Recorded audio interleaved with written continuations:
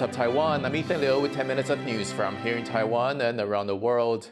Taiwan is working to counter Chinese disinformation as the January national elections draw closer. Reese Ayers has more. With just 1 month to go before the elections, authorities in Taiwan are on high alert amid reports of mass disinformation campaigns from China. 我们已经通报了快有700个相关的错假讯息的案件，有必要做查处的，也会移送到具有调查权的司法机关来做侦办。假讯息必须是恶、假、害。 Taiwan is no stranger to cyber attacks and disinformation campaigns from China. Beijing views Taiwan as part of its own territory and seeks to disrupt or influence the democratic process on the other side of the strait. But Taiwan is taking steps to tackle the problem ahead of January's general election. It's opened the new National Defense Media Center to fight back. 国防部目前正参考各先进国家的经验，来审慎地演绎、统整国防文宣单位。 China's disinformation efforts often try to intimidate Taiwanese netizens by suggesting the two sides are on the brink of war. They even spread rumours of foreign governments' contingency plans to evacuate their citizens from Taiwan. Experts stress the dangers of this type of modern information warfare. 现在的不实讯息流动速度非常快，人数上面或者是编制上面会不会有些不够？不实讯息对我们造成的伤害跟打击不会亚于一枚飞弹或传统的武力。 As Taiwan gets ready to vote, only time will tell if its new National Defense Media Center will be able to fend off Beijing's ongoing attempts to influence the result. Devin Tai, Leon Lien and Reese Ayers for TaiwanPlus. Taipei's relationship with Beijing will play a key role in Taiwan's presidential election. Rick Laward reports on how each candidate views ties with China. The presidential candidate for Taiwan's main opposition, the Kuomintang or the KMT, is on the back foot. A group linked to his party is being investigated for organising trips to China sponsored by Beijing, which could fall foul of Taiwan's election interference laws. 司法要勿忘勿重，把事情理清楚。但是，民进党，请不要对我做不正当的连结，这是一个操控。 With just 30 days until Taiwan heads to the polls, trips like these are rocking local politics. The government sees them as attempts by Beijing, which claims Taiwan as part of its territory, to influence the elections. Others defend them as just neighbourly exchanges. The China issue is at the heart of Taiwan politics. It's often said that there's no such thing as right-wing and left-wing here. Instead, the difference between the two major political parties is defined by how they view the relationship with neighbouring China. The ruling Democratic Progressive Party says Taiwan is its own country and has initiated military upgrades and a boost in defence spending in its attempts to stand up to Beijing. But the opposition Kuomintang says Taiwan and China are both Chinese and favours a closer relationship with Beijing. This question of Taiwanese versus Chinese identity splits society and generations. 台湾也是中国的一部分。清朝、明朝的时候，这台湾都在。我觉得，即便是国民党上，也不会马上就变成统一的状况。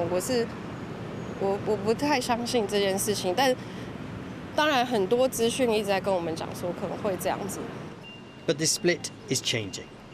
There is certainly a generational shift. The older generation was a lot more likely to be for unification, and the younger generation a lot less likely. The younger people tend to have a separate, almost distinct Taiwanese national identity, as opposed to a more Chinese national identity.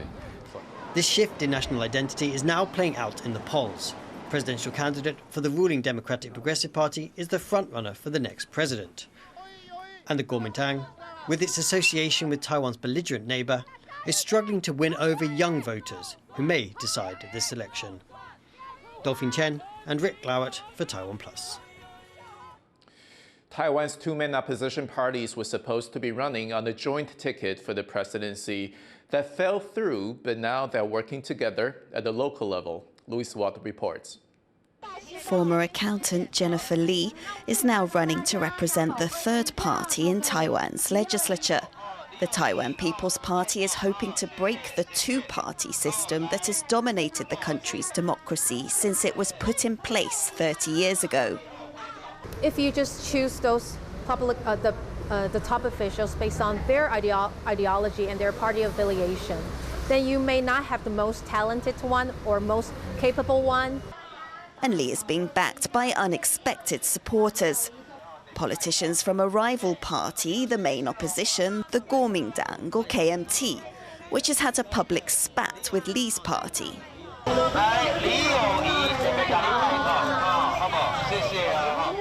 Lee's Taiwan People's Party and the KMT had aspired for a joint presidential ticket, but they failed to reach an agreement on which candidate should be first on the ballot. But the two parties are teaming up in a number of districts, like here in Luzhou, not far from the capital, which has traditionally voted for the ruling DPP, or Democratic Progressive Party. 以认同理念的方式互相的合作，让我们能够强强联手，达到最大化的选票效益。 In power since 2016, President Tsai Ing-wen's DPP is now seen as the establishment by many young voters who feel it's failed to address the lack of job opportunities and rising house prices. This area increasingly attracts people who work in the capital because house prices are more affordable, particularly young people who the Taiwan People's Party see as their base. The ruling Democratic Progressive Party has run this area for more than 20 years and had no comment on the opposition alliance, which analysts see as a strategy to build support beyond the election.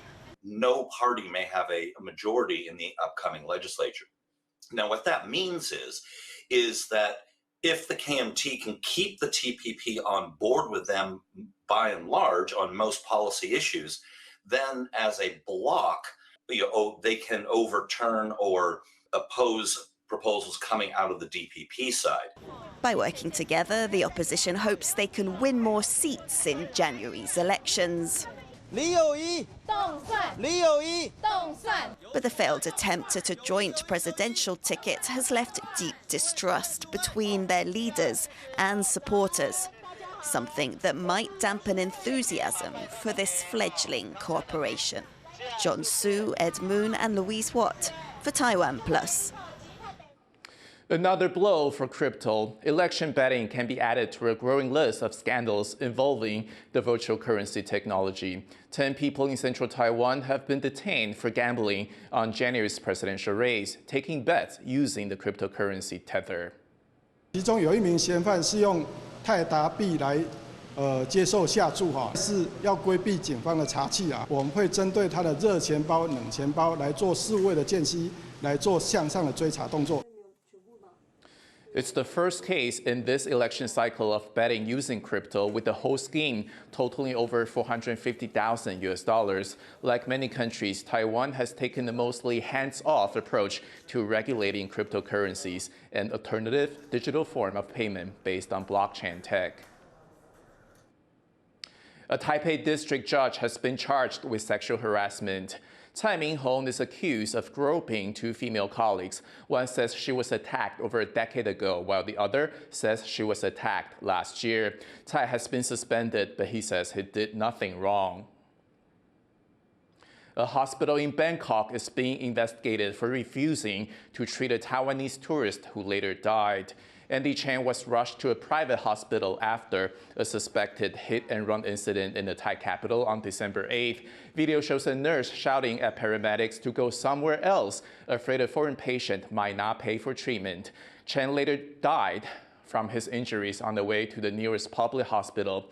Thai authorities say this is not the first time the hospital has turned away severely injured patients. Thank you for watching What's Up Taiwan. I'm Ethan Liu. Take care, and I'll see you next time.